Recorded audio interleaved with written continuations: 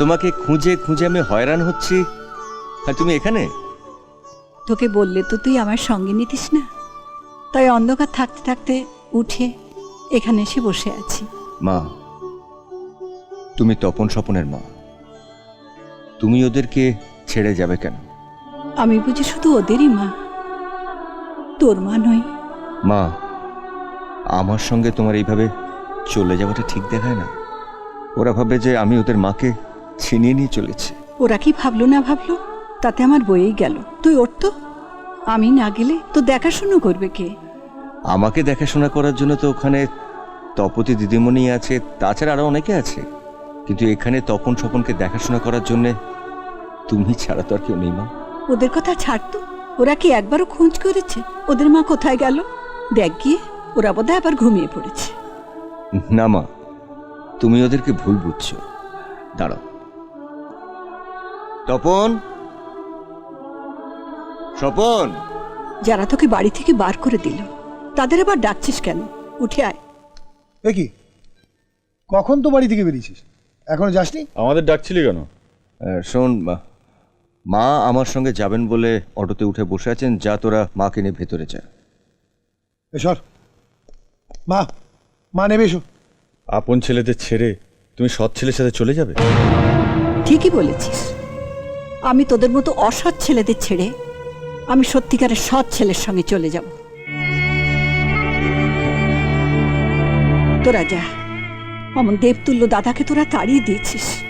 আমি আমি তোদের মুখ দর্শন করতে চাই না। শোন, এটা মায়ের মনের কথা নয়, মা অভিমানে তোদের বলছেন। যা, তোরা মাকে নিয়ে এখন ভেতরে যা। মা মা নেবে, এসো। মা নেবে এসো বলছি, নাহলে টেনে নাও। মা নেবে, এসো। যতক্ষণ আমার দেহে প্রাণ আছে তোরা শত চেষ্টা করেও আমায় নামাতে পারবি না। আগে আমায় মেরে ফেল, তারপর তারপর আমার লাশটাকে নামা। নে না, মাকে নিয়ে তুই চলে যা। 300-400 টাকা মাইনে আর দুবেলা খাওয়া পড়া দিলে বাসন মাজা কাপড় কাজের জন্য মায়ের মতন অনেক ঝি আমরা পেয়ে যাবো। কি বললি মা? জি,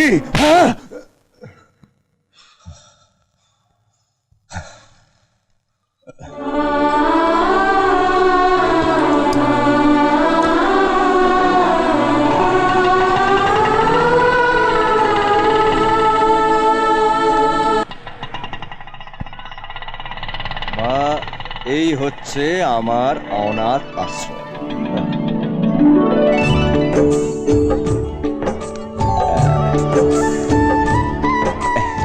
এই না মা, ওদের দাও।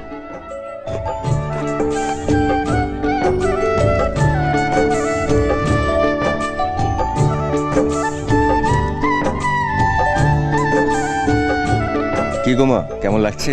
খুব ভালো বাবা, মনে হচ্ছে আমি যেন একটা ফুলের দেশে চলে এসেছি। খুব নাও, দাও দাও। মাসিমা, থাক মা, বেঁচে থাকো।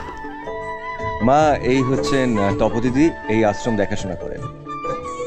আজ থেকে আমি এদের খাওয়া দাওয়ার সব দায়িত্ব নেব, আর তুমি ওদের লেখাপড়া শেখাবে। ঠিক আছে? মা, হ্যাঁ, ইনি কিন্তু লুকিয়ে আমাকে লেখাপড়া শিখিয়েছেন।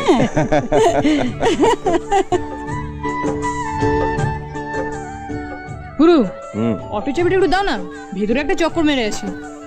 চাবিটা লাগানো আছে, সাবধানে চালাবি। হ্যাঁ হ্যাঁ, ঠিক আছে। চলুন মাসিমা আমরা ভেতরে যাই। হ্যাঁ চল। যাও মা, তুমি ভেতরে যাও, আমি মালপত্র নিয়ে আসছি। যাও, এই সাবধানে চালাবি। হ্যাঁ, বস। ঠিক আছে। চলো চলো চলো চলো চলো চলো চলো চলো চলো চলো।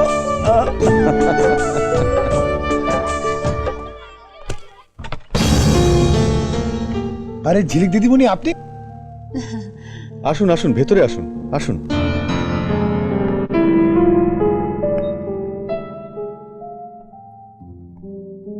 আপনি বসুন না। হ্যাঁ, না আমি বসবো না, রতনকে একটু ডেকে দাও না। বরদা তো এখন এ বাড়িতে থাকে না।